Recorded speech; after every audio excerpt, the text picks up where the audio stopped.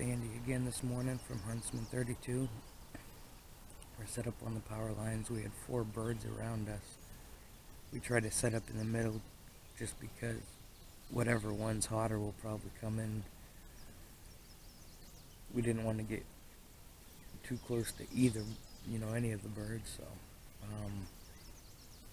we're just gonna kind of sit here and wait it out a little bit and set up a couple decoys in front of us, and hopefully we'll be able to at least call in one of the birds. They sound like they're at least 200, 300, 400 yards away. They were gobbling, and now they're kind of being quiet now that it's, oh, just heard one fire off. So, let's see what happens.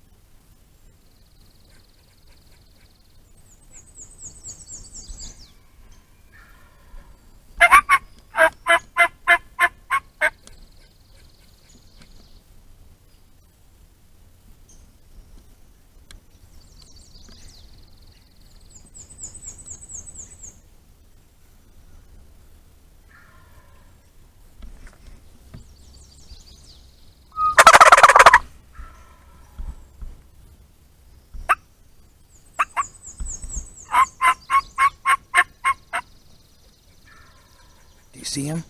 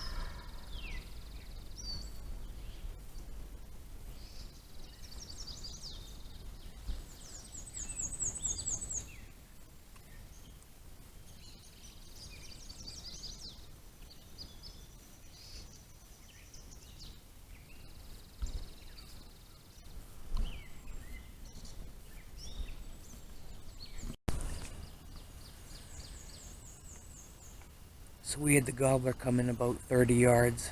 He hung up out behind 2 trees, just looking for the hen. He was waiting for her to come to him. I tried to keep him a little interested with a little bit more calling and hoping he would come in, but he kind of just hung out there looking around, and after about 5 or 10 minutes he started slowly moving away. I think he lost interest, so it's alright, it happens. Not much else he can do.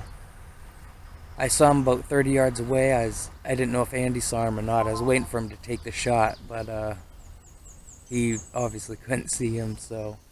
And I tried to pick him up on camera, but it's pretty thick in there.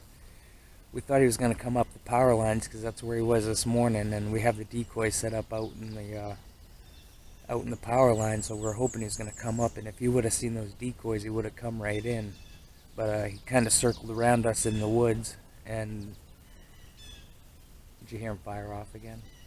And he circled around and came up to the side, and it's thick in here, so it's all right. Next time. So this morning we got on a couple birds. There was 4 or 5 of them around us. We heard one fire off down the edge of the power line, so we kind of threw the decoys out on the edge, did a couple yelps. He ended up circling around us and coming through the woods.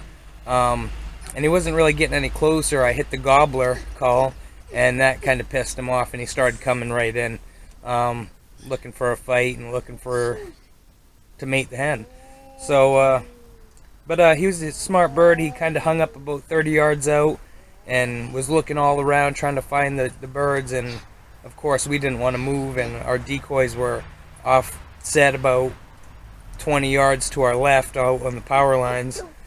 So he just couldn't see him. But if he would have seen those decoys on the power lines, he would have come right up. But the way he circled around, he wasn't coming to calls until I hit the gobbler call. And like I said, that kind of pissed him off, and that made him more interested in, hey, who's mating my hens? So you can't get them all. It happens. I just wanted to make a video to show not every hunt you're successful. Every time you go out, you learn something new. As soon as I heard him circling around, I should have picked up the decoys and threw them in the edge of the woods a little bit, so that way when he did come in, there was something for him to see, and just didn't think of it at the time. So it's little things like that, you know. You're always learning something new. Doesn't matter how long you've been hunting them, and you're always thinking the things you could have done differently. Also, I just want to add, my camera's not the best. I picked it up. I just wanted something to help record my hunts. But the zoom isn't the greatest. You zoom in a little bit, it starts breaking up and getting pixelated.